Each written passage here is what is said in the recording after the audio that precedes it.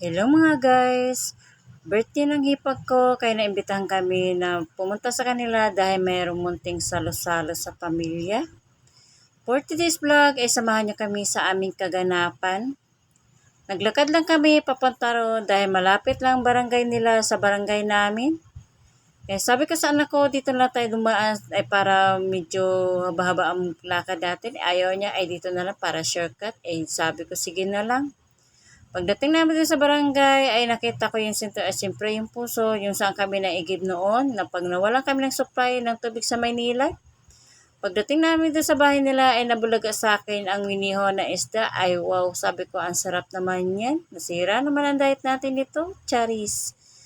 Natakam talaga ako sa mga pagkain na hinanda nila ay siyempre nung hinanda ng pamangkin ko sa misa nila ay napakasarap naman ng mga pagkain. Dumiretso na rin ako sa hipag ko ay nagluluto sa ng pansit. O sabi ko, sarapan mo ha.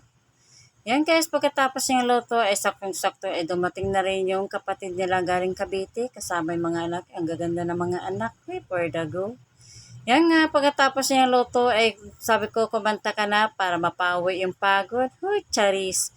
Yan guys, lobat yung kinakanta niya guys. Diyan ay sabi ko, lobat. Hindi pa nga tayo nagtagay, ay lobat ka na, charis. Yung anak ko naman ay kumanta din. Pagdating na padating ng anak ng birthday celebrant ay kinanta na namin silang happy birthday at saka naghanap na rin sila ng posporo para doon sa kandilang isisindihan nila. Bali dalawa yung cake niya. Wow, ang sarap naman niya.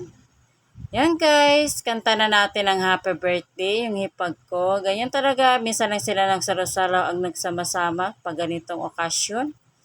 Kaya samahan niyo kami sa pagkanta ng happy birthday sa kanya. Happy birthday to you.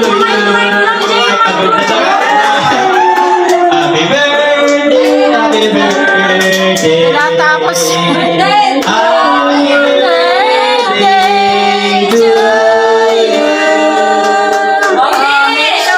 wish. Ala, dumikit sa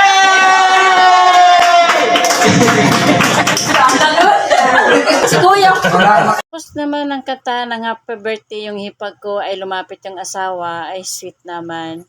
Siyempre, hindi mawawala ang pictura ng pamilya kasama pa ang dogi nila. Yung hipag ka naman ay pagkatapos ay siyempre hindi magpapahuli sa kantahan. Hey, for the go, kasama yung anak ko dyan.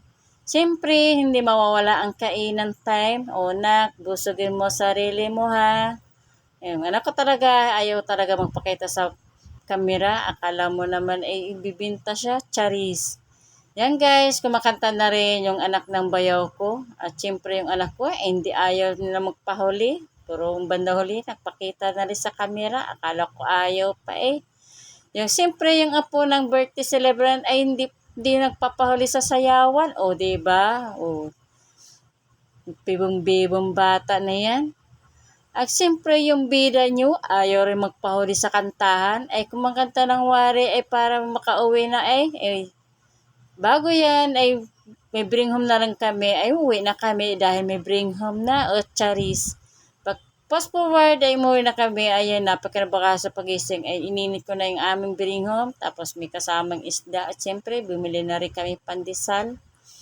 Tapos ng mga anak ko mag-almusal, hindi ko nakuha na ng video. At syempre, hindi mawawala yung aming alaga. Kasama talaga yan sa almusal namin. Niloloko kasi ng asawa ko pala. Yan guys. Sino naman hindi nakapalo, follow and share lang po sa page ko. And thank you very much. And bukas naman uli. Bye-bye.